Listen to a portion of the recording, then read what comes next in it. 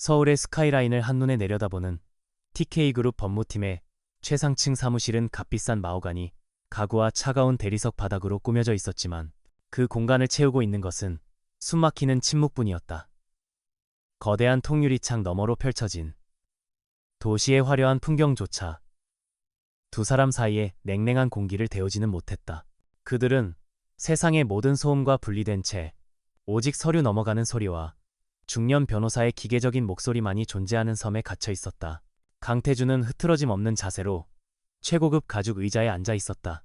그의 시선은 눈앞에 놓인 두꺼운 계약서에 고정되어 있었고 날카로운 눈은 마치 복잡한 투자 제안서를 검토하듯 신중하게 조항 하나하나를 훑고 있었다.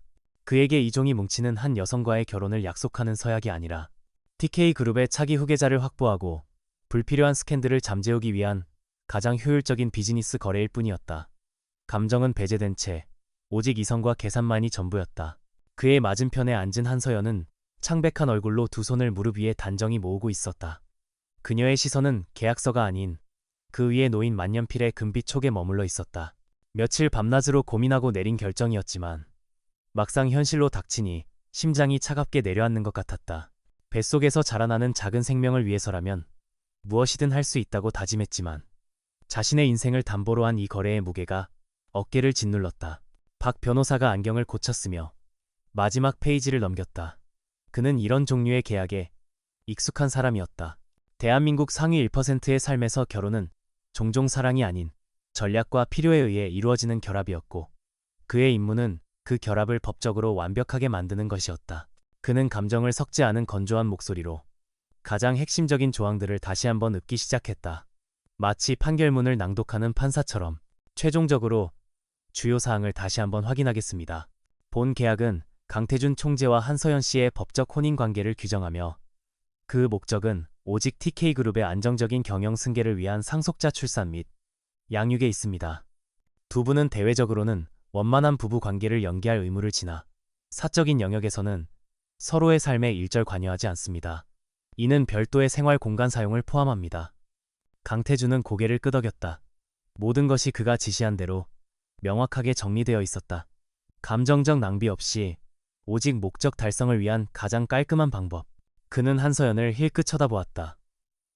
그녀는 여전히 미동도 없이 앉아 있었지만 꽉 다문 입술에서 그녀가 느끼고 있을 긴장감이 희미하게 전해져 왔다. 그러나 그것은 그가 신경 쓸 문제가 아니었다. 이 거래에서 그는 충분한 대가를 지불하고 있었다. 혼인관계는 자녀가 만호세가 되어 법적 상속 절차가 안정적으로 마무리되는 시점에 상호 합의하에 종료하는 것을 원칙으로 합니다.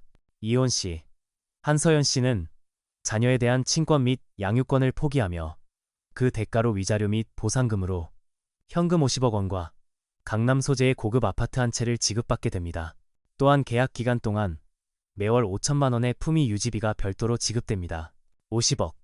보통 사람이라면 평생 만져보지도 못할 거액이었다. 박 변호사의 입에서 나온 금액에 한서연의 어깨가 미세하게 떨렸다. 그 돈은 그녀의 미래를 보장해 줄 수도 있었지만 동시에 그녀가 자신의 아이와 이별하는 값이었다. 그녀는 돈 때문에 이 계약을 선택한 것이 아니었다.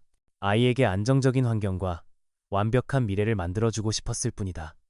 아비 없는 자식이라는 손가락질을 받게 하고 싶지 않았다. 마지막으로 본 계약의 모든 내용은 양측의 동의 없이 외부에 유출될 수 없으며 위반 시에는 지급된 모든 금전적 보상을 반환하고 별도의 손해배상을 청구할 수 있습니다. 모든 조항에 동의하십니까? 박 변호사가 두 사람을 번갈아 보며 물었다. 그의 질문은 형식적인 절차였지만 한서연에게는 마지막 기회를 주는 것처럼 들렸다. 지금이라도 아니라고 말하고 이 방을 뛰쳐나갈 수 있는 마지막 순간 강태준이 먼저 망설임 없이 대답했다.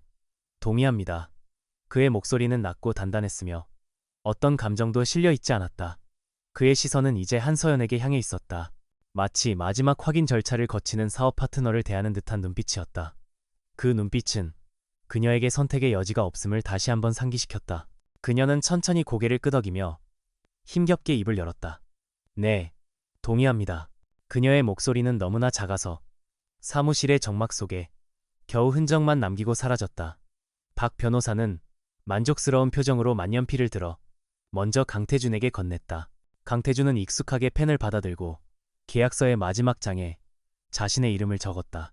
그의 서명은 마치 칼로 그은 듯 날카롭고 힘이 넘쳤다.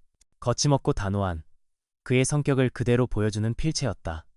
이제 한서연의 차례였다. 그녀는 떨리는 손으로 펜을 건네받았다. 차가운 금속의 감촉이 손끝을 통해 심장까지 전해지는 것 같았다. 그녀는 잠시 숨을 골랐다. 서명란에 적힌 자신의 이름, 한서연, 세 글자가 낯설게 보였다. 이 서명 하나로 그녀의 이름 앞에는 TK그룹 강태준 총재의 아내라는 무거운 수식어가 붙게 될 것이다. 그리고 언젠가는 총재의 전처라는 꼬리표가 남게 되겠지. 그녀는 눈을 감았다가 떴다. 뱃속의 아이를 생각했다. 이 모든 것은 그 아이를 위한 것이었다. 아이는 태어나면서부터 모든 것을 누리게 될 것이다. 최고의 교육, 안정된 미래, 그리고 강력한 아버지의 배경까지. 그 대가로 엄마의 사랑을 온전히 받지 못하게 될지라도 이것이 자신이 해줄 수 있는 최선이라고 믿었다. 그녀는 더 이상 망설이지 않고 자신의 이름을 적어 내려갔다. 그녀의 필체는 그의 것과 달리 부드러웠지만 마지막 획은 단호하게 마무리되었다. 서명이 끝나자 박 변호사는 계약서 두 부를 정리하며 말했다. 이것으로 계약 결혼이 법적으로 성립되었습니다. 축하드립니다. 혼인신고는 저희 쪽에서 내일 중으로 처리하겠습니다. 그의 입에서 나온 축하라는 단어는 그 어떤 감흥도 불러일으키지 못했다. 그것은 마치 성공적인 인수합병을 마친 기업 대표에게 건네는 의례적인 인사처럼 들렸다. 강태준은 자리에서 일어났다. 그는 손목시계를 확인하며 이미 다음 일정을 생각하고 있는 듯했다. 수고하셨습니다. 서류는 제 비서 편에 보내주십시오. 그는 박 변호사에게 짧게 말하고는 한서연을 향해 몸을 돌렸다. 이제부터 당신은 내 아내다. 불필요한 오해를 살 만한 행동은 삼가도록. 집으로는 저녁에 기사를 보낼 테니 필요한 짐만 간단히 챙겨서 오도록 해. 그의 말은 지시였고 명령이었다. 거기에는 이제 막 법적 부부가 된 아내에 대한 아주 작은 배려나 따뜻함도 없었다. 한서연은 그저 고개를 끄덕일 수밖에 없었다. 그녀가 자리에서 일어나자 강태준은 이미 사무실 문을 향해 걸어가고 있었다. 그녀와의 대화는 끝났다는 무언의 표시였다. 그는 문을 열고 나가기 직전 잠시 멈춰서서 그녀를 돌아보며 말했다. 그리고 아이를 위해서라도 몸조심하도록. 그게 당신이 이 계약에서 해야 할 가장 중요한 역할이니까. 그 말을 남기고 그는 미련 없이 사라졌다. 텅 빈 복도에는 그의 구둣발 소리만이 차갑게 울려 퍼졌다. 그의 마지막 말은 비수처럼 한서연의 가슴에 밝혔다. 그녀의 역할은 오직 건강한 아이를 낳는 것. 그 이상도 이하도 아니라는 사실을 다시 한번 확인시켜 주었다. 박 변호사는 어색한 침묵을 깨며 서류 가방을 챙겼다. 저도 이만 가보겠습니다. 사모님, 도움이 필요하시면 언제든 연락 주십시오. 사모님이라는 호칭이 귀에 설었다. 한서연은 희미하게 미소를 지으며 고개를 숙였다. 변호사가 나가고 거대한 사무실에는 마침내 그녀 혼자만 남게 되었다. 그녀는 천천히 창가로 걸어가 서울의 전경을 내려다보았다. 수많은 빌딩들이 빽빽하게 솟아 있었고 도로 위에는 자동차들이 끊임없이 움직이고 있었다. 저 많은 사람들 속에서 자신은 이제 철저히 혼자가 된 기분이었다. 그녀는 조심스럽게 자신의 배를 감싸 안았다. 아가야, 엄마가 다 괜찮게 해줄게. 널 위해서라면 엄마는 뭐든지 할 수 있어. 그녀의 작은 속삭임은 유리창에 부딪혀 쓸쓸하게 흩어졌다. 이제 그녀에게 남은 것은 이 차가운 계약과 뱃속의 아이뿐이었다. 화려하지만 차가운 세상 속에서의 삶이 그렇게 시작되고 있었다. 강태준이 보낸 검은색 세단은 서울의 번잡한 도심을 벗어나 부촌으로 알려진 평창동의 언덕길을 오르고 있었다. 한서연은 차창 밖으로 스쳐 지나가는 화려한 저택들을 무심히 바라보았다. 각기 다른 개성을 뽐내는 집들과 달리 그녀가 앞으로 살게 될 집은 어떤 모습일지 전혀 상상할 수 없었다. 그녀의 손에는 작은 여행 가방 하나가 전부였다. 계약서의 내용처럼 그녀는 이 집에 잠시 머무는 손님일 뿐이었다. 차량이 육중한 철제 대문 앞에 멈춰 서자 문이 소리 없이 양쪽으로 열리며 잘 가꿔진 정원과 현대적인 디자인의 거대한 저택이 모습을 드러냈다. 미니멀리즘을 극도로 추구한 듯한 건물은 직선과 평면으로 이루어져 있었고 차가운 회색빛 외벽은 주변의 푸른 자연과 대조를 이루며 위압적인 분위기를 풍겼다. 마치 완벽하게 지어진 요새 같다는 생각이 들었다. 감정이나 온기 같은 인간적인 요소가 비집고 들어갈 틈이 없어 보였다.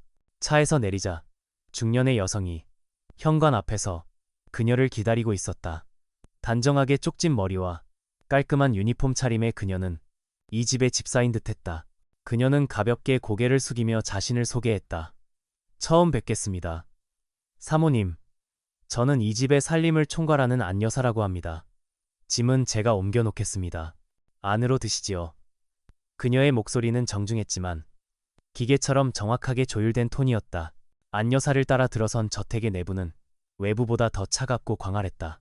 높은 천장과 넓은 공간은 그녀의 존재를 더욱 왜소하게 만들었다.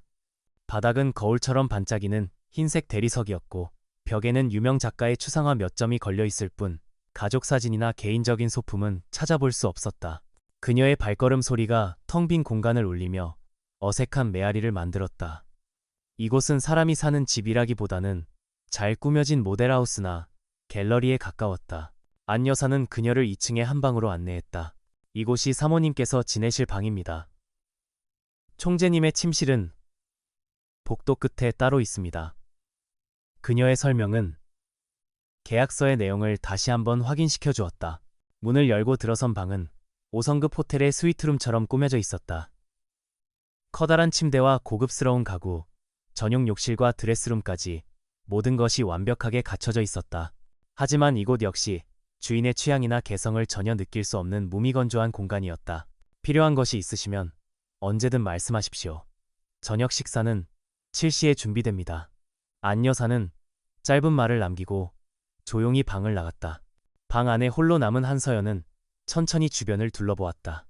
창밖으로는 서울의 야경이 그림처럼 펼쳐져 있었지만 그 아름다운 풍경조차 그녀의 마음을 위로하지 못했다. 그녀는 침대 가장자리에 힘없이 걸터앉았다. 이 넓고 화려한 감옥에서 그녀는 아이가 태어날 때까지 버텨야 했다. 저녁 7시. 그녀는 1층 식당으로 내려갔다. 20명은 좋게 앉을 수 있는 거대한 원목 식탁의 양끝에 두 사람의 자리가 마련되어 있었다. 그들 사이의 거리는 그들의 관계만큼이나 멀었다. 강태준은 이미 자리에 앉아 태블릿 PC로 업무 보고를 확인하고 있었다.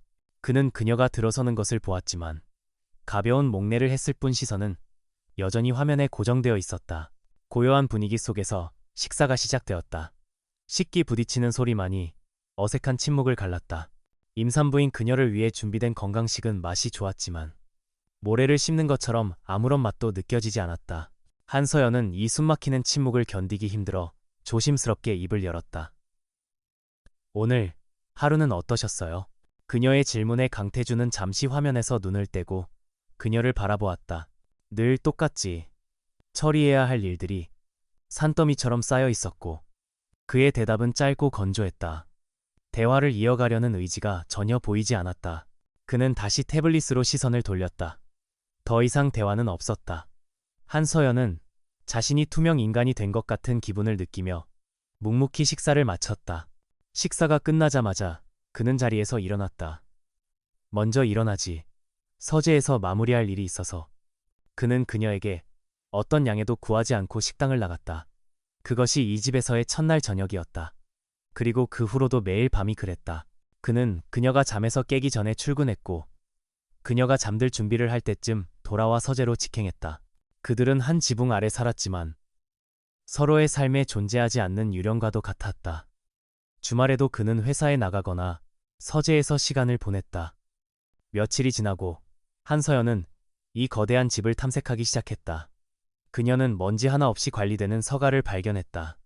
세계 각국의 언어로 된 책들이 꽂혀 있었지만 마치 장식품처럼 펼쳐본 흔적이 없었다. 최신 음향시설을 갖춘 영화 감상실의 스크린은 늘 꺼져 있었고 실내 수영장의 물은 파동 하나 없이 잔잔했다. 모든 것이 완벽하게 존재했지만 아무것도 사용되지 않고 있었다. 이 집은 강태준 그 자신을 닮아 있었다. 모든 것을 가졌지만 어떤 것도 진정으로 즐기지 못하는 남자. 그녀는 이 삭막한 공간에 작은 온기라도 불어넣고 싶었다. 거실 한편에 작은 화분을 가져다 놓았고 그녀의 방에는 은은한 향이 나는 향초를 켰다. 하지만 그녀의 작은 노력들은 거대한 저택의 냉랭함 속에 금세 묻혀버렸다. 결국 그녀가 기댈 곳은 오직 뱃속의 아이뿐이었다.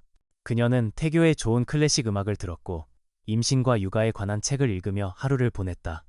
정원을 천천히 산책하며 아이에게 말을 거는 것이 그녀의 유일한 낙이었다. 그러던 어느 날 밤이었다. 잠이 오지 않아 물을 마시러 1층으로 내려가던 한서연은 서재에서 새어나오는 희미한 불빛을 보았다.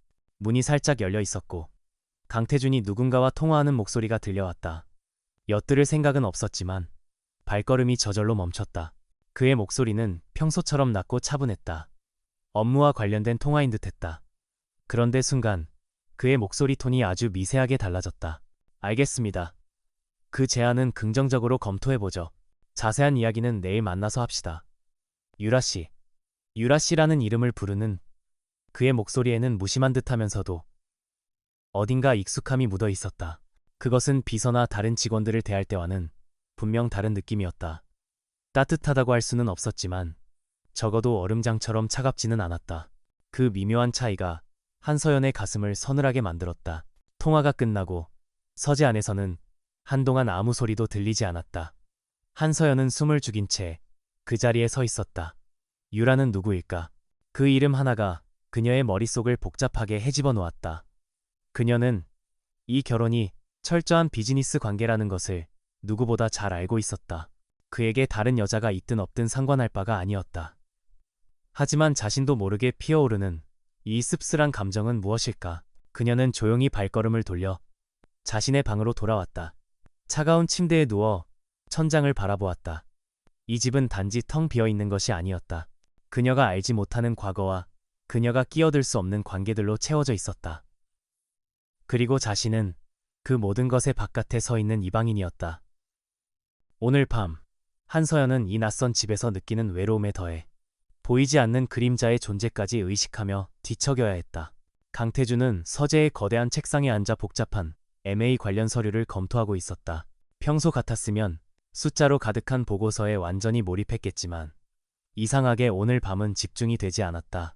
그의 머릿속에는 낮에 우연히 들었던 집안의 사용인들끼리 나누는 대화가 자꾸만 맴돌았다. 그들은 한서연에 대해 이야기하고 있었다. 입덧이 심할 텐데도 불평 한마디 없이 차려주는 음식을 다 먹으려 애쓴다는 것. 하루 종일 조용히 책을 읽거나 정원을 산책하는 것이 전부라는 것. 그리고 결정적으로 그녀의 얼굴이 요즘 들어 유난히 창백해 보인다는 말. 그 말 한마디가 이상하게 그의 신경을 건드렸다. 계약에 따르면 그녀는 자신의 건강을 최상으로 유지할 의무가 있었다.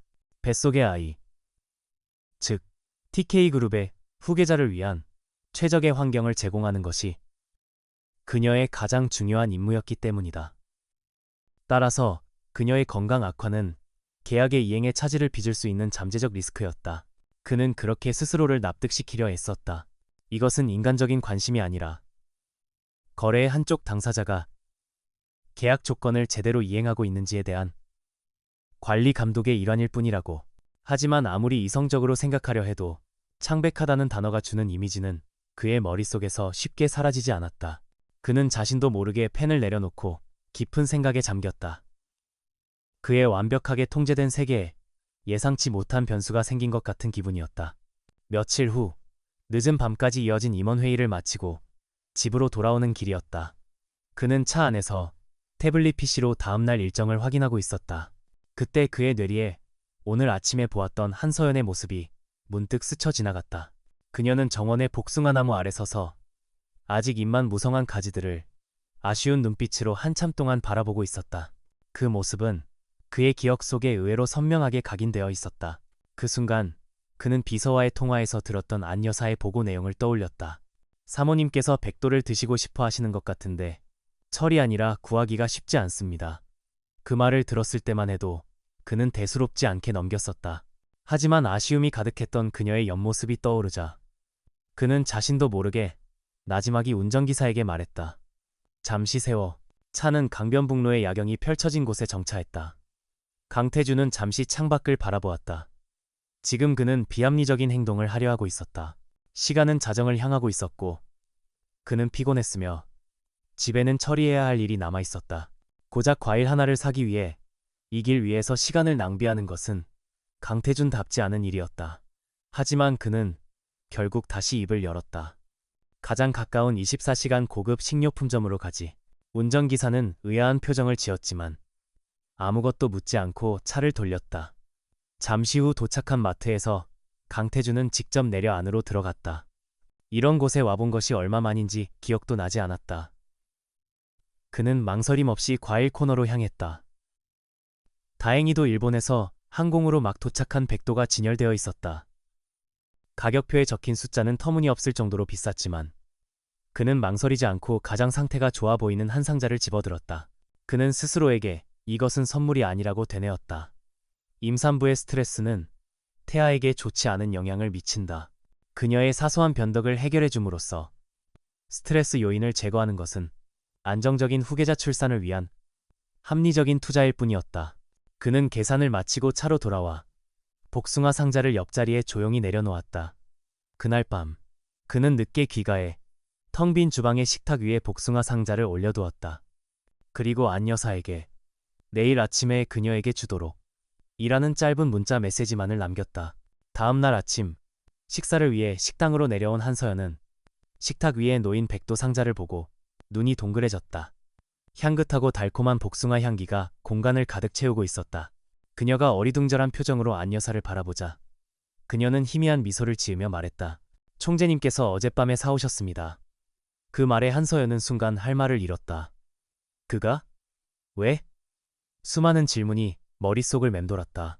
그녀는 조심스럽게 복숭아 하나를 집어들었다.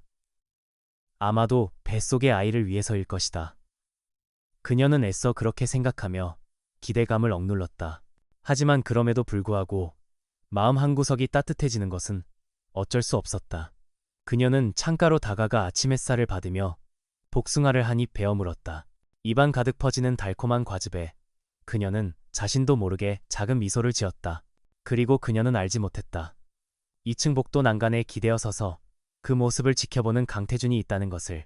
그는 출근 준비를 마치고 내려오던 길에 우연히 그 장면을 목격했다. 늘 무표정하거나 희미한 슬픔이 어려있던 그녀의 얼굴에 떠오른 저 작은 미소. 그것은 그가 이 집에서 처음 보는 종류의 표정이었다. 꾸며지지 않은 순수한 기쁨의 순간. 이상하게도 그 미소가 그의 마음을 건드렸다. 불편하면서도 나쁘지 않은 기분이었다. 그날 이후 강태준의 행동에는 미묘한 변화가 생기기 시작했다. 그는 자신의 충직한 김비서에게 임산부에게 가장 좋은 영양제와 실내 공기를 쾌적하게 유지할 공기청정기를 알아보라고 지시했다. 수십억짜리 계약을 검토하던 김비서는 자신의 귀를 의심했다. 총재께서 사적인, 그것도 가정적인 문제로 지시를 내린 것은 그가 입사한 이래 처음 있는 일이었다. 며칠 뒤 강태준은 김비서에게 다음 주 수요일 오후에 모든 일정을 비우라고 말했다. 중요한 미팅이라도 잡으시는 건가 싶어 긴장하는 김비서에게 그가 던진 말은 더욱 충격적이었다. 한서연 씨의 정기검진일이다. 병원에 같이 가봐야겠어. 그는 여전히 무심한 표정으로 후계자의 상태를 직접 확인하는 것은 당연한 의무라는 듯이 말했다. 하지만 김비서는 알 수 있었다. 이것은 단순한 의무감 때문이 아니라는 것을. 강태준이라는 남자가 두르고 있던 단단한 얼음성에 아주 작은 균열이 생기기 시작했다는 것을. 그는 아무것도 모른다는 듯이 고개를 숙이며 대답했다. 네, 총재님. 그렇게 준비하겠습니다. 그는 총재의 변화가 어떤 결과를 가져올지 짐작할 수 없었지만 그 변화가 나쁘게 느껴지지는 않았다. 그날 저녁 퇴근을 위해 차에 올라탄 강태준은 무의식적으로 창밖을 보며 생각에 잠겼다. 예전 같았으면 집으로 돌아가는 시간은 또 다른 업무의 시작을 의미할 뿐이었지만 지금은 조금 달랐다. 집에 가면 그녀가 있을 것이다. 그가 사준 복숭아를 맛있게 먹었을까? 그 질문이 머릿속에 떠오르자마자 그는 스스로를 꾸짖었다. 그런 비생산적인 생각을 할 시간이 어디 있단 말인가. 하지만 그는 부인할 수 없었다. 그의 마음속 얼음이 아주 조금씩 소리 없이 녹아내리고 있다는 사실을. 강태준이 약속대로 그녀의 정기검진에 동행한 날 병원으로 가는 차 안의 공기는 여전히 어색했다. 그는 평소처럼 딱딱한 표정으로 창밖을 바라보고 있었고 한서연은 자신의 손가락만 만지작거리고 있었다. 이 남자가 무슨 생각으로 같이 가주는 것인지 알 수 없었다. 계약서에 명시된 의무는 아니었기에 그의 행동은 그녀에게 작은 혼란과 더 작은 기대를 동시에 안겨주었다. 어쩌면 그도 아버지로서 최소한의 책임감을 느끼고 있는 것일지도 모른다고. 진료실 안. 의사가 차가운 젤을 그녀의 배에 바르고 초음파 기계를 움직이기 시작했다. 모니터에 흑백의 희미한 형체가 나타났을 때 한서연은 숨을 죽였다. 그리고 그 순간 스피커를 통해 작지만 강한 소리가 울려 퍼졌다. 두근, 두근, 두근. 빠르고 규칙적인 아이의 심장 소리였다. 그 소리는 세상 그 어떤 음악보다도 감동적이었고 그녀의 눈가에 뜨거운 눈물이 차올랐다. 그녀는 자신도 모르게 옆에 서 있는 강태준을 돌아보았다. 늘 얼음처럼 차갑고 흔들림 없던 그의 얼굴에 아주 미세한 균열이 보였다. 그는 굳은 표정으로 모니터를 응시하고 있었지만 그의 눈동자는 전에 본 적 없이 세차게 흔들리고 있었다. 계약서 상에 상속자가 아닌 살아 숨쉬는 생명의 소리. 그 원초적인 울림은 강태준이라는 남자가 평생 쌓아온 이성의 벽을 처음으로 뒤흔들었다. 그는 아무 말도 하지 않았지만 한서연은 느낄 수 있었다. 지금 이 순간 그와 그녀는 계약의 갑과 을이 아닌 한 아이의 아빠와 엄마로서 연결되어 있었다. 아주 짧고 희미한 연결이었지만 그녀에게는 더없이 소중한 순간이었다. 병원을 나서는 그들의 발걸음은 올 때와는 미묘하게 달랐다. 침묵은 여전했지만 그 침묵 속에는 더 이상 이전과 같은 냉기가 흐르지 않았다. 잠시나마 평범한 부부처럼 보이는 착각마저 들었다. 하지만 그 평화로운 착각은 병원 로비에서 마주친 한 여성에 의해 산산조각 났다. 어머, 태준씨, 여기서 다 보네. 명품으로 완벽하게 치장한 자신감 넘치는 미모의 여성이었다. 그녀는 강태준을 발견하고는 아주 자연스럽고 친밀하게 다가왔다. 마치 오랜 연인을 만난 것처럼 그의 팔을 가볍게 치는 그녀의 행동에는 한치의 망설임도 없었다. 그녀는 TK그룹의 주요 파트너사이자 사교계의 유명 인사인 최유라였다. 강태준의 얼굴이 순간적으로 굳어졌다. 그는 한 걸음 뒤로 물러서며 형식적인 목소리로 대답했다. 최유라 대표, 여긴 어쩐 일이지? 그의 목소리는 차가웠지만 유라라는 이름을 부를 때의 익숙함은 감출 수 없었다. 지난밤 서재에서 들었던 바로 그 이름이었다. 한서연의 심장이 쿵 내려앉았다. 그녀가 바로 그 과거의 그림자였다. 최유라는 그의 딱딱한 반응에도 아랑곳하지 않고 화사하게 웃었다. 그녀의 시선은 강태준의 옆에 서 있는 한서연에게로 향했다. 위아래로 훑어보는 노골적인 시선에는 숨길 수 없는 경계심과 경멸이 뒤섞여 있었다. 아, 이분이 소문으로만 듣던 그분이구나. 말씀 많이 들었어요. 처음 뵙겠습니다. 한서연 씨, 최유라라고 해요. 그녀는 악수를 청하는 대신 우아하게 고개만 까딱였다. 그녀의 말과 행동은 정중함을 가장한 무례함 그 자체였다. 소문으로만 듣던 그분이라는 표현은 한서연의 존재를 가십거리로 격화시켰다. 강태준은 불편한 기색을 감추지 못하며 짧게 소개했다. 내 아내, 한서연 씨다. 아내라는 단어에 힘을 주어 말했지만 최유라는 눈 하나 깜짝하지 않았다. 오히려 더 재미있다는 듯이 입꼬리를 올렸다. 그녀는 한서연의 살짝 부른 배를 바라보며 말했다. 몸이 무거워 보이는데 병원에는 어쩐 일로? 아, 그러고 보니 태준 씨는 예전부터 아이를 참 좋아했지. 자기 아이를 가졌으니 얼마나 기쁠까. 서연 씨는 정말 운이 좋은 사람이네. 그녀의 목소리는 꿀처럼 달콤했지만 그 안에 담긴 가시는 날카로웠다. 그녀는 한서연을 그저 운 좋게 아이를 가진 대리모 취급하며 자신과 강태준의 깊은 관계를 과시하고 있었다.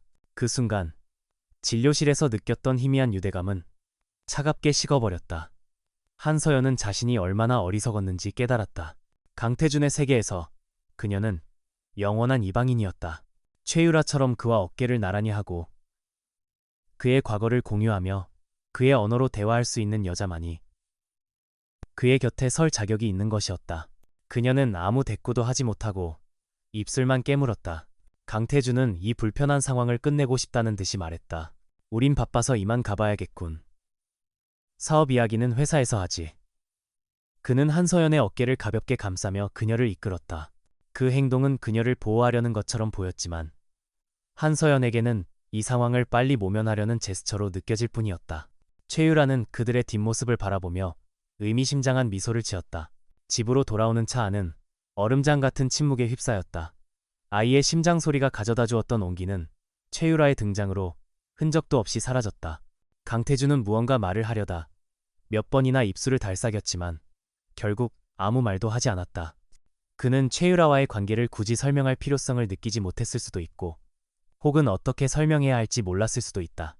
하지만 그의 침묵은 한서연에게는 긍정의 의미로 해석되었다. 한서연은 창밖만 바라보았다. 최유라의 말이 머릿속을 떠나지 않았다. 태준 씨는 예전부터 그 한마디가 그녀와 강태준 사이에 넘을 수 없는 벽을 만들었다. 그녀가 알지 못하는 그의 과거, 그의 취향, 그의 진짜 모습, 그 모든 것을 최유라는 알고 있었다. 자신은 그저 그의 현재에 잠시 머물다 가는 계약 상대일 뿐. 그녀는 다시 한번 자신의 위치를 고통스럽게 확인해야 했다. 저택에 도착했을 때 그곳은 이전보다 훨씬 더 크고 차갑게 느껴졌다. 현관에 들어서는 순간 강태준은 기다렸다는 듯이 서재로 직행했다. 피곤할 테니 먼저 쉬어. 그의 목소리에는 어떤 감정도 담겨 있지 않았다. 한서연은 텅 빈 거실에 홀로 서서 그의 뒷모습을 바라보았다. 아주 잠깐이나마 품었던 희망은 산산조각났다. 과거의 그림자는 생각보다 훨씬 더 강력하고 실체적인 모습으로 그녀의 위태로운 삶을 위협하기 시작했다. 최유라는 행동하기로 마음먹었다. 병원에서 본 강태준의 눈빛은 그녀가 수년간 알고 지낸 그의 모습과 미묘하게 달랐다. 그가 한서연의 어깨를 감쌌을 때 거기에는 분명 소유욕 이상의 무언가가 있었다. 그것은 그녀의 심기를 건드리는 아주 불쾌한 감정의 동요였다. 계약으로 맺어진 관계일 뿐이라고 스스로를 안심시켰지만 눈앞에서 본 미세한 균열은 그녀의 불안감을 증폭시키기에 충분했다. 그녀는 강태준이라는 남자의 약점을 누구보다 잘 알고 있었다. 그의 가장 큰 약점은 바로 그의 완벽주의와 통제욕, 그리고 배신에 대한 극도의 혐오감이었다. 그는 자신의 소유물에 흠집이 나는 것을 용납하지 못했고 자신이 속는 것을 죽기보다 싫어했다. 최유라는 그 점을 파고들기로 했다. 그녀는 사람을 시켜 한서연의 뒷조사를 시작했다. 그녀의 과거는 놀라울 정도로 깨끗했다. 평범한 가정에서 자라 성실하게 살아온 여자. 하지만 아무리 깨끗한 도화지라도 더러운 물감 한 방울이면 얼룩지는 법이었다. 조사 결과 최유라는 아주 흥미로운 사실 하나를 발견했다. 한서연에게는 대학 시절부터 절친하게 지내온 박민혁이라는 남사친이 있었다. 두 사람의 관계는 의심할 여지 없이 순수한 우정이었지만 어떻게 포장하느냐에 따라 충분히 오해를 살 만한 먹잇감이었다. 그리고 운 좋게도 박민혁은 최근 서울 근교의 작은 카페를 개업했다. 최유라는 완벽한 무대가 마련되었음을 직감하고 미소를 지었다. 한편 저택에서의 고립된 생활에 지쳐가던 한서연은 잠시나마 바깥 공기를 쐬고 싶었다. 며칠 전 민혁에게서 카페를 열었다는 연락을 받은 것이 떠올랐다. 그녀는 그에게 작은 축하라도 해주고 싶었다. 강태준에게 굳이 알릴 필요는 없는 지극히 사적인 외출이었다. 그녀는 안 여사에게만 잠시 친구를 만나고 오겠다고 말한 뒤 택시를 타고 민혁의 카페로 향했다. 모든 것을 지켜보는 눈이 있다는 사실은 꿈에도 모른 채 민혁의 카페는 작고 아늑했다. 나무 향기와 커피 향이 어우러져 따뜻한 분위기를 자아냈다. 오랜만에 만난 친구와 이야기를 나누며 한서연은 잠시나마 자신이 처한 현실을 잊고 평범한 20대로 돌아간 듯한 기분을 느꼈다. 그녀의 얼굴에 진심 어린 미소가 피어났다. 민혁은 그녀의 안색이 좋지 않은 것을 걱정하며 따뜻한 허브티를 건넸다. 그 다정한 배려에 그녀는 고마움을 느꼈다. 바로 그 순간 길 건너편 레스토랑 창가에 앉아있던 최유라의 입가에 승리의 미소가 걸렸다. 그녀는 마치 파파라치처럼 능숙하게 스마트폰에 줌을 당겨 두 사람의 모습을 사진에 담았다. 아늑한 조명 아래서 마주 앉아 웃고 있는 남녀. 남자가 여자에게 걱정스러운 눈빛으로 찻잔을 건네는 모습. 사진은 교묘한 각도와 타이밍으로 인해 누가 보아도 다정한 연인의 한때처럼 보였다. 그날 밤 강태준은 서재에서 보고서를 확인하던 중 익명의 발신자로부터 메시지 한 통을 받았다. 총재님이 모르시는 사모님의 모습. 이라는 짧은 문구와 함께 첨부된 사진 파일. 그는 무심코 파일을 열었다가 그대로 얼어붙었다. 사진 속에는 한서연이 다른 남자와 마주 앉아 환하게 웃고 있었다. 자신 앞에서는 단 한 번도 보여준 적 없는 그렇게 행복하고 편안한 미소였다. 그의 머릿속에서 이성이 경고 신호를 보냈다. 섣불리 판단하지 마라. 자초지종을 들어봐야 한다. 하지만 이성보다 먼저 반응한 것은 그의 심장에서부터 차갑게 피어오른 분노였다. 그것은 질투라는 이름에 그가 한 번도 느껴본 적 없는 생소하고 격렬한 감정이었다. 자신의 아내, 자신의 아이를 임신한 여자가 다른 남자 앞에서 저렇게 무방비한 미소를 보이고 있다는 사실이 그의 자존심을 갈기갈기 찢어놓았다. 배신감에 피가 거꾸로 솟는 듯했다. 그는 당장 그녀의 방으로 달려가 멱살이라도 잡고 추궁하고 싶었지만 간신히 분노를 억눌렀다. 강태준은 그런 식으로 감정을 드러내는 남자가 아니었다. 그는 차갑게 식힌 분노를 무기로 사용하는 사람이었다. 그는 그녀가 거실로 내려오기를 기다렸다. 그리고 마침내 거실 소파에 앉아 책을 읽는 그녀의 모습을 발견했을 때 그는 어둠 속에서 나타난 포식자처럼 그녀에게 다가갔다. 오늘 오후에 어딜 다녀왔지? 그의 목소리는 얼음처럼 차가웠다. 갑작스러운 그의 등장과 신문하는 듯한 말투에 한서연은 놀라 책에서 눈을 떼었다. 오랜 친구가 카페를 개업해서 잠시 축하해주러 다녀왔어요. 왜 그러세요? 그녀는 아무것도 숨길 것이 없었기에 솔직하게 대답했다. 하지만 그녀의 솔직한 대답은 불타는 그의 분노에 기름을 부은 꼴이 되었다. 친구라는 단어가 그의 신경을 날카롭게 긁었다. 그는 코웃음을 치며 자신의 스마트폰을 그녀 앞에 테이블 위로 던졌다. 화면에는 문제의 사진이 선명하게 떠 있었다. 이게 당신이 말하는 친구라는 건가?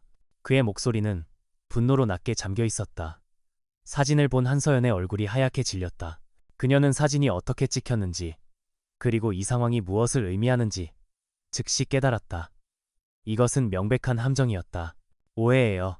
이건 정말 오해예요. 민혁이는 그냥 정말 오래된 친구일 뿐이에요. 그녀는 다급하게 해명하려 했다. 하지만 질투와 소유욕에 눈이 먼 강태준에게는 그 어떤 변명도 들리지 않았다. 그의 눈에는 자신을 기만하고 다른 남자와 히히덕거리는 아내의 모습만이 보일 뿐이었다. 그는 차가운 목소리로 그녀의 말을 끊었다. 변명은 듣고 싶지 않아. 당신의 역할이 뭔지 잊었나? 내 아이를 가진 몸으로 다른 남자와 시시덕거리는 게 당신이 할 일인가? 그의 말 한마디 한마디가 비수처럼 그녀의 가슴에 밝혔다. 그는 그녀의 인격이나 감정이 아닌 오직 그녀의 역할에 대해서만 이야기하고 있었다.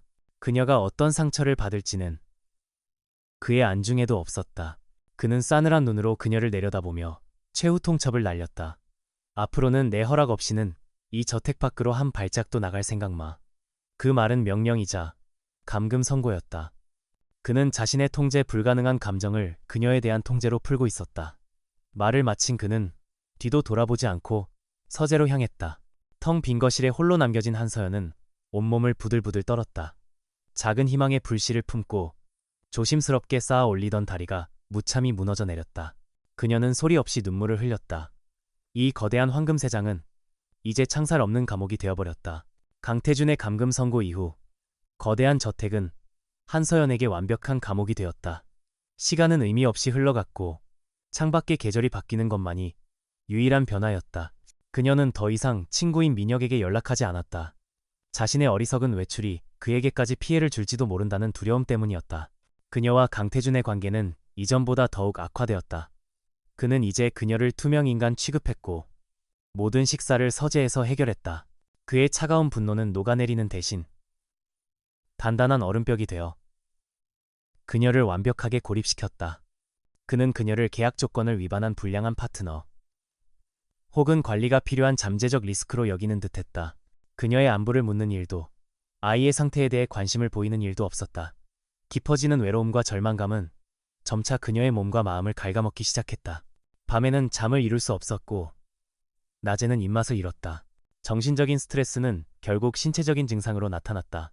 어느 날 저녁, 한서연은 저녁 식사를 위해 계단을 내려오던 중 갑자기 아랫배에 칼로 찌르는 듯한 날카로운 통증을 느꼈다.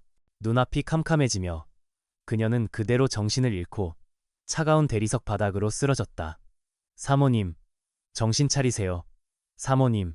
그녀를 발견한 가정부의 비명소리가 저택 전체에 울려 퍼졌다. 그 시각 강태준은 TK그룹 본사 최고층 회의실에서 긴급 이사회를 주재하고 있었다. 수천억 원이 걸린 중요한 인수합병건을 두고 팽팽한 논의가 오가던 중이었다. 바로 그때 그의 주머니에서 휴대폰이 맹렬하게 진동했다. 발신자는 안 여사였다. 사적인 전화는 받지 않는 것이 그의 철칙이었지만 무언가 불길한 예감에 그는 이사들에게 양해를 구하고 통화 버튼을 눌렀다. 수화기 너머로 들려온 안 여사의 다급한 목소리는 그의 심장을 얼어붙게 만들었다. 총재님, 사모님께서 쓰러지셨습니다. 지금 구급차를 불렀습니다. 그 순간 강태준의 세상이 멈췄다. 회의실 안의 이사들, 눈앞에 보고서, 천문학적인 액수의 MA. 그 모든 것이 의미 없는 배경처럼 아득하게 멀어졌다. 그의 머릿속에는 오직 창백한 얼굴로 쓰러져 있을 한서연의 모습만이 가득 찼다. 그가 오랫동안 품고 있던 차가운 분노는 온데간데 없이 사라지고 그 자리를 생전 처음 느껴보는 원초적인 공포가 집어삼켰다. 그는 자신도 모르게 소리쳤다. 오늘 회의는 여기까지. 영문을 모르는 이사들의 당황한 시선을 뒤로 한 채 그는 회의실을 뛰쳐나갔다. 그의 머릿속은 혼돈 그 자체였다. 계약의 상속자를 잃을지도 모른다는 두려움을 넘어 그녀를 잃을지도 모른다는 공포가 그의 온몸을 지배했다. 병원으로 향하는 내내 그는 초조하게 손톱을 물어뜯었다. 평소에 냉철하고 이성적인 강태준은 없었다. 그는 그저 사랑하는 사람을 잃을까봐 두려워하는 한 명의 나약한 인간일 뿐이었다. 병원 응급실에 도착했을 때 그는 평생 유지해온 포커페이스마저 무너진 채였다. 의사는 그에게 다가와 심각한 표정으로 말했다. 산모께서 극심한 스트레스로 인한 조상기가 보입니다. 절대적인 안정이 필요합니다. 의사의 말이 망치처럼 그의 머리를 내리쳤다. 스트레스. 그 원인이 바로 자기 자신이라는 것을 그는 누구보다 잘 알고 있었다. 자신의 잔인한 의심과 냉대, 그리고 가택연금이라는 비정한 처사가 그녀와 아이를 위험에 빠뜨린 것이었다. 엄청난 죄책감이 해일처럼 그를 덮쳤다. 그는 비틀거리며 그녀가 입원한 병실로 향했다. 병실 침대 위, 한서연은 링거를 맞은 채 잠들어 있었다. 창백한 얼굴과 핏기 없는 입술이 그녀가 얼마나 힘든 시간을 보냈는지를 말해주고 있었다. 그렇게 연약하고 위태로워 보이는 그녀의 모습은 그의 마지막 남은 자존심마저 산산이 부서뜨렸다. 그는 조용히 그녀의 침대 곁 의자에 앉았다. 그리고 그날 밤, 그는 한순간도 그녀의 곁을 떠나지 않고 밤을 새워 그녀를 지켰다. 새벽녘, 한서연이 희미하게 정신을 차렸을 때 가장 먼저 눈에 들어온 것은 자신의 손을 잡은 채 지친 얼굴로 잠든 강태준의 모습이었다. 늘 완벽하게 세팅된 머리와 흐트러짐 없는 슈트 차림의 그가 아니었다. 헝클어진 머리, 구겨진 셔츠, 그리고 깊은 피로와 고뇌가 서린 얼굴. 그녀가 한 번도 본 적 없는 무너져 내린 강태준의 모습이었다. 그녀가 작게 뒤척이자 그가 번쩍 눈을 떴다. 두 사람의 시선이 허공에서 마주쳤다. 그는 당황한 듯 급히 그녀의 손을 놓으려다 이내 다시 부드럽게 감싸쥐었다. 그는 평생 사과라는 것을 해본 적 없는 남자처럼 한참을 망설이다 힘겹게 입을 열었다. 의사가 스트레스 때문이라고 하더군. 다 나 때문이다. 그의 목소리는 잠겨 있었고 거기에는 변명이나 합리화가 아닌 진심 어린 후회가 담겨 있었다. 미안하다. 내가 너무 심했어. 직접적인 사과. 그것은 강태준이라는 남자가 할 수 있는 최선의 표현이었다. 그의 진심 어린 눈빛과 따뜻한 손의 온기에 한서연의 마음을 둘러싸고 있던 단단한 벽이 조금씩 허물어지기 시작했다. 그녀의 눈에서 눈물이 흘러내렸다. 무서웠어요. 너무 외롭고 무서웠어요. 그녀는 처음으로 그에게 자신의 나약함을 드러냈다. 그는 다른 손을 들어 그녀의 뺨을 타고 흐르는 눈물을 조심스럽게 닦아주었다. 위로하는 법조차 서툰 투박한 손길이었지만 그 어떤 다정한 말보다도 큰 위로가 되었다. 그들은 처음으로 서로의 상처와 마주 앉았다. 계약 조항이나 이해관계가 아닌 한 인간 대 인간으로서 날이 밝아올 때까지 그는 그녀의 곁을 지켰다. 동이 트는 창밖을 배경으로 두 사람은 아무 말 없이 서로의 손을 잡고 있었다. 비록 위태로운 휴전이었고 그들 사이의 근본적인 문제는 아무것도 해결되지 않았지만 절망의 잿더미 속에서 아주 작은 희망의 싹이 트고 있었다. 강태준은 잠든 그녀의 얼굴을 바라보며 깨달았다. 그와 그녀를 묶고 있는 것이 이제 더 이상 차가운 계약서 한 장만이 아니라는 것을. 병원에서 퇴원한 후 강태준의 저택에는 어색하지만 분명한 변화의 바람이 불기 시작했다. 강태준은 눈에 띄게 일찍 귀가하는 날이 많아졌고 서재에서 홀로 하던 식사를 그만두고 텅 비었던 거대한 식탁에서 한서연과 마주 앉았다. 대화는 여전히 서툴고 짧았지만 그 침묵 속에는 더 이상 이전과 같은 냉기 대신 조심스러운 온기가 감돌았다. 그는 그녀의 식단에 대해 묻고 의사가 권장한 영양제를 직접 챙겨주기도 했다. 한서연은 그의 변화가 낯설면서도 싫지 않았다. 그녀는 그가 보여주는 관심이 오직 뱃속의 아이를 향한 것이라 애써 생각하면서도 가끔씩 자신을 향해 머무는 그의 깊은 눈빛에 심장이 내려앉는 것을 느꼈다. 그 눈빛에는 죄책감과 더불어 그녀가 감히 이름 붙일 수 없는 복잡한 감정이 담겨 있었다. 그녀는 아주 조심스럽게 마음의 문을 아주 조금씩 열기 시작했다. 어쩌면 이 계약 결혼이 비극으로 끝나지 않을 수도 있다는 신락 같은 희망을 품기 시작한 것이다. 두 사람 사이에 얼음이 녹아내리고 있다는 소식은 최유라의 귀에도 당연히 들어갔다. 그녀는 강태준의 저택 사용인 중 한 명을 돈으로 매수해 그들의 일거수일투족을 보고받고 있었다. 총재가 사모님과 함께 정원을 산책했다는 이야기, 직접 과일을 깎아주었다는 이야기. 사소하지만 그녀의 심기를 뒤흔들기에는 충분한 보고들이었다. 그녀는 강태준이 한서연이라는 여자에게 예상보다 깊이 빠져들고 있음을 직감했다. 최유라는 더 이상 지체할 시간이 없다고 판단했다. 강태준의 감정이 더 깊어지기 전에 그들의 관계를 회복 불가능할 정도로 파괴시켜야 했다. 그녀는 오랫동안 준비해온 마지막 카드를 꺼내들었다. 그것은 그의 사업과 자존심, 그리고 그의 신뢰를 한 번에 무너뜨릴 수 있는 완벽한 함정이었다. 그녀는 TK그룹의 오랜 경쟁사인 대형그룹의 박전무에게 은밀하게 연락을 취했다. 그녀의 계획은 치밀하고 잔인했다. 그녀는 내부 정보를 이용해 TK그룹이 사활을 걸고 준비 중인 중동 지역 대규모 플랜트 건설 사업의 최종 입찰 제안서를 빼돌렸다.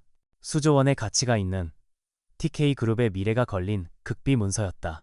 그리고 그녀는 전문 해커를 고용해 그 파일이 마치 한서연의 개인 이메일 계정에서 유출된 것처럼 완벽한 디지털 증거를 조작했다.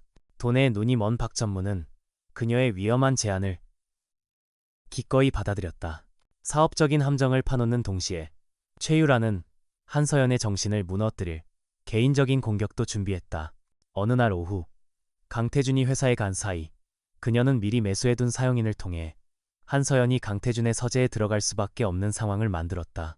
사용인은 일부러 서재 책장 높은 곳에 있는 태교 관련 서적에 대해 이야기하며 사모님께 꼭 필요한 책일 것이라고 넌지시 운을 띄웠다. 호기심이 생긴 한서연은 조심스럽게 그의 서재로 들어갔다. 병원 사건 이후 그는 더 이상 그녀의 행동을 제약하지 않았고 서재 역시 금지된 공간이 아니었다. 그녀는 책을 찾기 위해 의자를 밟고 올라서다가 책장 위 구석에 놓인 낡은 서류 상자를 우연히 발견했다. 그녀는 무심코 상자를 내려 먼지를 닦아냈다. 그리고 그 안에서 그녀는 자신의 이름이 적힌 두꺼운 서류 봉투를 발견하고 말았다. 그것은 바로 몇 달 전 변호사 사무실에서 서명했던 그들의 차가운 계약서 원본이었다. 다시는 보고 싶지 않았던 기억이었지만 무언가에 이끌린 듯 그녀는 떨리는 손으로 계약서를 펼쳤다. 그녀의 눈은 기계적으로 조항들을 훑어내려갔다. 그리고 그녀의 시선은 한 문장에서 그대로 얼어붙었다. 자녀가 만 5세가 되는 시점에 한서연은 친권 및 양육권을 모두 포기하고 강태준의 집에서 퇴거한다. 그녀는 이미 알고 있던 내용이었다. 하지만 최근 그가 보여준 다정한 모습에 잠시 잊고 있었다. 아니, 애써 외면하고 있었다. 이 모든 온기와 배려가 결국에는 시한부였다는 냉혹한 현실. 그의 친절은 그녀를 향한 것이 아니라 건강한 상속자를 얻기 위한 관리의 일부였을 뿐이라는 사실. 그녀가 품었던 신락 같은 희망은 산산조각 났다. 심장이 수천 개의 유리 조각처럼 깨져나가는 것 같았다. 그녀는 계약서를 손에 쥔 채 그 자리에 주저앉았다. 눈물이 쉴 새 없이 흘러내렸다. 이 남자는 단 한순간도 자신을 아내로 생각한 적이 없었다. 자신은 그저 값비싼 시바디, 잘 관리해야 하는 인큐베이터에 불과했다. 그녀는 배신감과 절망감에 숨조차 쉴 수 없었다. 모든 것이 거짓이었다. 그가 보여준 다정함, 따뜻한 눈빛, 그 모든 것이 자신을 기만하기 위한 연극이었다. 바로 그 순간이었다. 저택의 현관문이 거칠게 열리는 소리와 함께 얼음처럼 차가운 분노에 휩싸인 강태준이 서재로 폭풍처럼 들어섰다. 그의 손에는 태블릿 PC가 들려 있었고 그의 얼굴은 지독한 배신감으로 하얗게 질려 있었다. 그는 바닥에 주저앉아 울고 있는 한서연과 그녀의 손에 들린 계약서를 번갈아 보았다. 그리고 그는 이 모든 상황을 최악의 방식으로 오해하고 말았다. 그녀가 계약 내용에 불만을 품고 의도적으로 회사 기밀을 팔아넘겼다고. 모든 조각이 그의 머릿속에서 끔찍한 그림으로 맞춰졌다. 이게 다 무슨 짓이지. 강태준의 목소리는 분노로 인해 갈라져 나왔지만 그 기저에는 억누를 수 없는 상처와 실망감이 깊게 배어 있었다. 그의 시선은 바닥에 주저앉아 울고 있는 한서연과 그녀의 손에 들린 계약서, 그리고 자신이 들고 있는 태블릿 PC 화면 속의 배임 증거 사이를 광기어리게 오갔다. 그의 머릿속에서는 모든 것이 최악의 시나리오로 짜 맞춰지고 있었다. 계약에 불만을 품은 그녀가 복수심에 회사의 기밀을 경쟁사에 팔아넘긴 것이다. 한서연은 고개를 들어 그를 바라보았다. 그의 얼굴은 그녀가 한 번도 본 적 없는 차가운 분노와 지독한 경멸로 일그러져 있었다. 그녀는 그가 무슨 오해를 하고 있는지 알 수 없었지만 그가 자신을 배신자로 낙인 찍었음은 분명히 느낄 수 있었다. 하지만 그녀는 변명할 기력조차 없었다. 손에 들린 계약서의 차가운 조항들이 그녀의 모든 희망과 에너지를 빨아들인 후였다.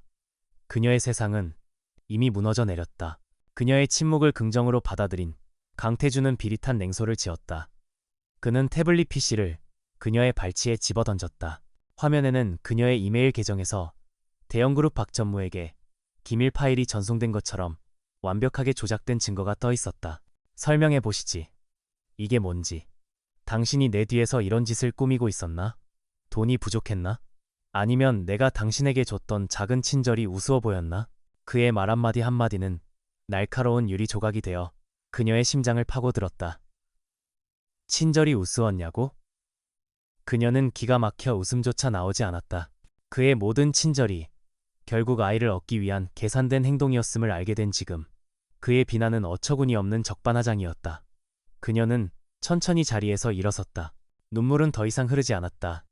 모든 것을 잃은 사람의 얼굴에는 오직 공허함만이 남아있었다. 그녀는 손에 쥐고 있던 계약서를 그에게 내밀었다. 이걸 오늘 우연히 봤어요. 그녀의 목소리는 감정이 모두 사라진 채 메마르게 울렸다. 이제 알겠네요. 당신에게 나는, 그리고 이 아이는 처음부터 그저 계약의 일부였을 뿐이라는 걸. 내가 잠시 착각했어요. 당신 같은 사람이 변할 수 있을 거라고 어리석은 기대를 했어요. 그녀의 말은 비난이 아닌 깊은 체념이었다. 하지만 배신감의 눈이 먼 강태준에게 그녀의 체념은 또 다른 변명으로밖에 들리지 않았다. 지금 와서 동정이라도 구하는 건가? 자신의 죄를 덮기 위해 나를 비정한 사람으로 몰아가려는 수작. 아주 감동적이군. 그는 싸늘하게 그녀의 말을 받아쳤다. 그는 그녀의 진심을 들여다볼 여유가 없었다. 자신의 신뢰가 무너졌다는 사실에 대한 분노가 그의 모든 이성을 마비시킨 상태였다. 두 사람 사이에는 더 이상의 대화가 불가능했다. 서로가 서로에게 너무나 깊은 상처를 주었고 오해의 벽은 너무나도 높고 단단했다. 강태준은 잠시 숨을 고르더니 마치 사형 선고를 내리듯 차갑게 말했다. 우리 계약은 여기서 끝이다. 그 말에 한서연의 어깨가 희미하게 떨렸다. 올 것이 왔다는 생각에 오히려 마음 한구석이 편안해지는 기분마저 들었다. 그는 곧장 자신의 책상으로 가 서랍에서 이혼합의서 양식을 꺼냈다. 이미 변호사가 준비해둔 언젠가는 사용될 서류였다. 그는 망설임 없이 자신의 이름을 적어 넣고는 그녀에게 던지듯 건넸다. 서명해. 그러면 당신이 원하던 돈과 집을 주지. 그리고 내 눈앞에서, 내 인생에서 영원히 사라져. 그의 목소리에는 일말의 미련이나 동정심도 없었다. 한서연은 묵묵히 서류를 받아들었다. 그녀는 위자료나 아파트에 대한 조항은 읽지도 않았다. 그녀의 눈은 오직 친권 및 양육권 포기라는 문구에만 머물렀다. 가슴이 찢어지는 듯한 고통이 밀려왔지만 그녀는 선택의 여지가 없었다. 이 남자와 함께하는 지옥 같은 삶 속에서 아이를 키울 수는 없었다. 아이는 차라리 모든 것을 가진 아버지 밑에서 자라는 것이 나을 터였다. 그녀는 떨리는 손으로 펜을 쥐고 자신의 이름을 적었다. 그녀의 마지막 눈물 한 방울이 서명 위로 떨어져 번졌다. 모든 것이 끝났다. 그녀는 펜을 내려놓고 조용히 서재를 나갔다. 2층 자신의 방으로 올라가 처음 이 집에 올 때 들고 왔던 작은 여행 가방에 몇 가지 옷가지를 챙겨 넣었다. 이 집에 자신의 흔적이라고는 남기고 싶지 않았다. 떠나기 전 그녀는 침실 화장대 위에 놓인 결혼 반지를 잠시 바라보았다. 단 한 번도 사랑으로 빛난 적 없었던 차가운 금속 덩어리. 그녀는 반지를 빼서 그 옆에 조용히 내려놓았다. 그리고 작은 메모지에 짧은 편지를 남겼다. 거기에는 원망도, 변명도, 슬픔도 없었다. 오직 한 문장만이 적혀 있었다. 아기를 잘 부탁해요. 그녀는 가방을 들고 조용히 계단을 내려왔다. 강태준은 여전히 서재에 있었다. 그녀는 그에게 마지막 인사조차 건네지 않았다. 그럴 필요도, 그럴 가치도 없었다. 그녀는 육중한 현관문을 열고 밖으로 나섰다. 차가운 밤 공기가 그녀의 뺨을 스쳤다. 그녀는 단 한 번도 뒤돌아보지 않고 어둠 속으로 천천히 걸어갔다. 뱃속에 아이를 품은 채 세상에 홀로 남겨진 그녀의 작은 뒷모습이 저택의 불빛 속에서 사라져갔다. 한서연이 떠난 후 저택에는 지독한 정적이 내려앉았다. 강태준은 자신의 서재에 홀로 앉아 있었다. 책상 위에는 그녀의 서명이 번져있는 이혼 합의서가 놓여 있었다. 그는 배신자를 내쫓았고 흐트러진 질서를 바로잡았다. 그는 안도감을 느끼거나 적어도 통제권을 되찾았다는 만족감을 느껴야 했다. 하지만 그의 가슴을 채운 것은 그런 감정들이 아니었다. 그를 짓누르는 것은 모든 소리가 사라진 세상의 완전한 공허함이었다. 그는 일을 하려고 애썼다. 하지만 빼곡한 숫자와 보고서의 문장들은 그의 눈에 들어오지 않았다. 그는 결국 자리에서 일어나 저택 안을 정처 없이 걷기 시작했다. 모든 공간이 낯설고 텅 비어 보였다. 거실 구석. 그녀가 놓아두었던 작은 화분이 시들어가고 있었다. 소파 옆에는 그녀가 읽다만 책이 펼쳐진 채 놓여 있었다. 복도를 지날 때마다 희미하게 남아있는 그녀의 샴푸 향기가 그의 코끝을 스쳤다. 그녀의 사소한 흔적들이 이제는 날카로운 비수가 되어 그를 고발하고 있었다.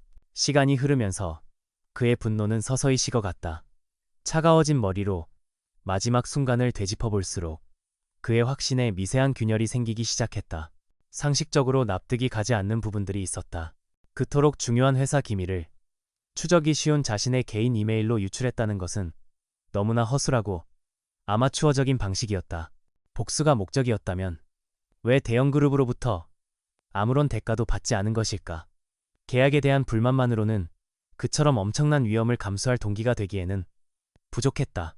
그는 마지막 대화의 순간을 몇 번이고 복귀했다. 그는 그녀의 눈을 떠올렸다. 궁지에 몰린 범죄자의 발악이 아니었다.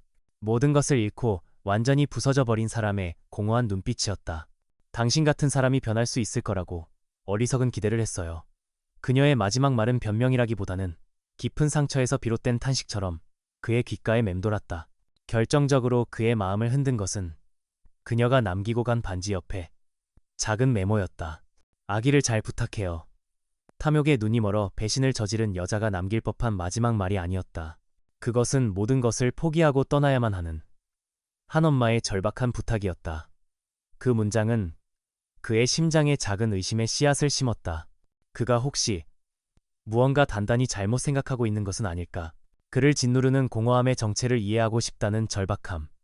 그리고 그 작은 의심이 마침내 그를 움직였다. 그는 자신의 충직한 비서인 김 비서에게 전화를 걸었다.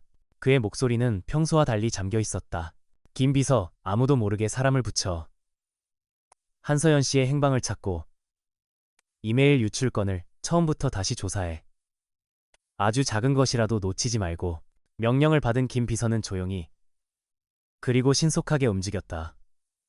그 역시 이번 사건에 석연치 않은 점이 많다고 느끼고 있었기 때문이다. 최고의 디지털 포렌식 전문가가 투입되었고 사건과 관련된 모든 인물들의 뒷조사가 비밀리에 이루어졌다. 진실의 조각들은 생각보다 빠르게 맞춰지기 시작했다. 그리고 며칠 후 김 비서는 참담한 표정으로 조사 결과 보고서를 강태준의 책상 위에 올려놓았다. 보고서의 내용은 충격적이었다. 유출된 이메일의 최초 발신지는 동유럽의 한 프록시 서버였고 한서연의 개인 IP인 것처럼 정교하게 위장된 해킹의 결과물이었다. 대형그룹 박 전무에게 흘러들어간 거액의 자금은 한서연이 아닌 최유라가 소유한 유령 회사로 입금된 사실이 밝혀졌다. 결정적인 증거는 최유라가 매수했던 저택 사용인의 자백이었다. 그녀는 최유라의 지시를 받고 한서연의 동향을 보고했으며 의도적으로 그녀를 서재로 유인해 계약서를 발견하게 만들었다는 모든 사실을 털어놓았다. 한서연과 친구의 사진, 기밀 유출 사건의 타이밍, 완벽하게 조작된 증거들. 모든 것이 최유라가 설계한 치밀하고 잔인한 함정이었다. 강태준은 보고서를 든 채 그 자리에 얼어붙었다. 진실은 그가 상상했던 그 어떤 배신보다도 훨씬 더 차갑고 잔인했다. 진짜 배신자는 한서연이 아니라 그의 과거를 공유했던 최유라였다. 그리고 그는 자신의 오만한 자존심과 어리석은 질투심에 눈이 멀어 그 함정의 기꺼운 집행인이 되어주었던 것이다. 그의 손으로 직접 그녀에게 칼을 꽂은 셈이었다. 병원에서 창백하게 누워있던 그녀의 얼굴. 마지막 순간 절망으로 가득 찼던 그녀의 눈빛. 밤의 어둠 속으로 사라지던 그녀의 작고 외로운 뒷모습. 그가 그녀에게 내뱉었던 모든 잔인한 말들이 독이 되어 그의 온몸으로 퍼져나갔다. 그의 가슴을 짓누르던 고통스러운 공허함은 마침내 자신의 이름을 찾았다. 그것은 단순한 죄책감이나 후회가 아니었다. 그것은 사랑이었다. 그는 끔찍할 정도로 명징하게 깨달았다. 상속자를 얻기 위한 계약 속에서 그는 텅 빈 자신의 삶을 채워줄 유일한 사람을 만났었다. 그리고 자신의 손으로 그 모든 것을 파괴해버렸다는 것을. 저택을 가득 채운 정적은 바로 자신의 심장이 부서져 내리는 소리였다. 그는 무너져 내리듯 책상에 엎드렸다. 그의 입에서 갈라진 목소리가 새어나왔다. 서연아. 텅 빈 서재 안에서 그녀의 이름이 공허한 메아리가 되어 울렸다. 강태준은 변했다. 한서연이 떠난 후 그의 내면에서 무언가 단단히 부서져 내렸고 그 폐허 위에서 새로운 사람이 태어났다. 그의 눈빛에서는 이전의 오만함과 냉철함 대신 깊은 후회와 강철 같은 결의가 느껴졌다. 그의 첫 번째 행동은 복수가 아닌 정의의 실현이었다. 그는 자비롭지 않았다. 김 비서가 수집한 모든 증거를 이용해 그는 최유라와 대형그룹의 박 전무를 향한 정밀한 공격을 시작했다. 그는 폭발적인 분노 대신 암세포를 도려내는 외과 의사처럼 차갑고 정확하게 움직였다. 산업 스파이 행각은 언론에 대대적으로 폭로되었고 TK그룹은 천문학적인 액수의 손해배상 소송을 제기했다. 그의 막강한 영향력 아래 최유라와 박 전무는 업계에서 완전히 매장당했다. 모든 것을 잃고 법의 심판을 기다리게 된 최유라의 오만함은 산산조각 났다. 하지만 이 모든 과정은 강태준에게 어떤 만족감도 주지 못했다. 그것은 승리가 아니라 자신이 만든 끔찍한 잔해를 치우는 것에 불과했다. 모든 것을 정리한 후 그의 삶의 유일한 목표는 한서연을 찾는 것이 되었다. 그는 TK그룹이 가진 모든 자원과 인력을 총동원했다. 사설 탐정들이 전국으로 파견되었고 실종 전단지가 익명으로 배포되었다. 하지만 그녀는 흔적도 없이 사라진 후였다. 신용카드도 휴대폰도 사용하지 않았다. 마치 처음부터 세상에 존재하지 않았던 사람처럼. 시간은 무심하게 흘러갔고 그의 절망은 날이 갈수록 깊어졌다. 그는 텅 빈 저택에 스스로를 가두었다. 그것은 그가 자신에게 내리는 형벌이었다. 그는 그녀가 쓰던 방의 침대에 누워 희미하게 남은 그녀의 채취를 맡으며 잠을 청했다. 그가 내뱉었던 잔인한 말들을 밤새도록 되새기며 스스로를 고문했다. 그녀가 남기고 간 태교책들을 읽으며 그녀가 홀로 얼마나 외롭고 힘들었을지를 뒤늦게나마 이해하려 했었다. 그 시간은 그의 참회였다. 몇 달이 지났을까? 희망이 사라져가던 어느 날 뜻밖의 곳에서 실마리가 잡혔다. 그녀의 친구 박민혁의 계좌로 강원도의 작은 해안마을 우체국에서 보낸 소액의 현금이 입금된 것이 포착되었다. 아마도 예전에 빌렸던 돈을 갚은 것이리라. 강태준은 부하들을 보내지 않았다. 그는 직접 가기로 결심했다. 화려한 총재의 모습은 벗어던진 채 그는 평범하고 지친 한 남자의 모습으로 직접 차를 몰았다. 몇 시간을 달려 도착한 작은 바닷가 마을은 서울과 달리 시간이 멈춘 듯 평화로웠다. 그는 탐문 끝에 언덕 위 작은 꽃집을 운영하며 혼자 사는 젊은 임산부에 대한 이야기를 들을 수 있었다. 그의 심장이 미친 듯이 뛰기 시작했다. 그는 조심스럽게 꽃집으로 향했다. 그리고 그곳에서 그는 마침내 그녀를 발견했다. 해질녘의 노을을 배경으로 아름답게 부른 배를 하고 꽃에 물을 주고 있는 한서연. 그녀의 얼굴은 평화로워 보였지만 그 눈빛 깊은 곳에는 지울 수 없는 슬픔이 어려 있었다. 강태준은 차마 그녀에게 다가가지 못하고 멀리서 그 모습을 한참 동안 바라보았다. 안도감과 동시에 그녀의 평화를 깨뜨릴 자격이 자신에게 없다는 사실에 끔찍한 두려움을 느꼈다. 그는 천천히 아주 조심스럽게 그녀에게 다가갔다. 인기척을 느낀 그녀가 고개를 돌렸고 그를 발견한 순간 그녀의 얼굴은 충격과 공포로 하얗게 질렸다. 그녀는 뒷걸음질치며 도망치려 했다. 그 모습에 가슴이 찢어지는 것 같았지만 그는 그녀를 쫓아가지 않았다. 대신 그는 그 자리에 멈춰서서 모든 것을 내려놓았다. 총재라는 직함도 자존심도 그 무엇도 남기지 않은 채 서연아, 내가 잘못했어. 그의 목소리는 갈라져 나왔다. 그것은 단순한 사과가 아니었다.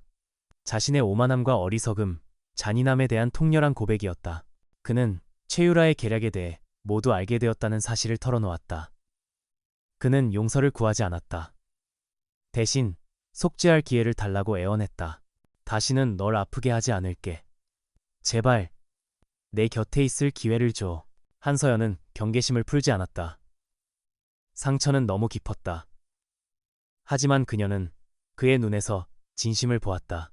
이전과는 완전히 다른 모든 것을 잃어버린 남자의 절박한 눈빛이었다. 그는 그녀를 서울로 데려가려 하지 않았다. 대신 그는 그 작은 마을의 허름한 방을 얻어 머물기 시작했다. 그는 말 대신 행동으로 자신의 사랑을 증명했다. 꽃집의 허드레시를 돕고 그녀를 위해 매일 식사를 준비했으며 그녀가 침묵할 때면 그저 조용히 곁을 지켰다. 그렇게 조금씩 아주 천천히 그녀의 얼어붙었던 마음이 녹기 시작했다. 결정적인 순간은 갑작스러운 진통이 찾아왔을 때였다. 그는 밤새도록 그녀를 업고 병원으로 달렸고 출산의 고통 속에서 그녀의 손을 놓지 않았다. 그는 그녀의 곁에서 함께 울고 함께 힘들어하며 그녀의 가장 든든한 버팀목이 되어주었다. 그리고 마침내 우렁찬 아기의 울음소리와 함께 두 사람 사이의 마지막 벽이 허물어졌다. 에필로그 1년 후 서울 평창동의 저택은 예전의 차가운 모습을 찾아볼 수 없었다. 집안 곳곳에는 따스한 햇살이 가득했고 거실에는 아기 장난감과 웃음소리가 넘쳐 흘렀다. 정원에서는 강태준이 이제 막 걸음마를 뗀 딸아이의 손을 잡고 행복하게 웃고 있었다. 그 모습을 테라스에서 지켜보던 한서연의 얼굴에도 평화로운 미소가 가득했다. 강태준은 이제 더 이상 일에 미쳐 사는 남자가 아니었다. 그는 다정한 남편이자 딸 바보 아빠가 되었다. 그는 그녀가 떠나고 나서야 진심으로 사랑했음을 깨달았고 그 사랑을 되찾기 위해 모든 것을 걸었다.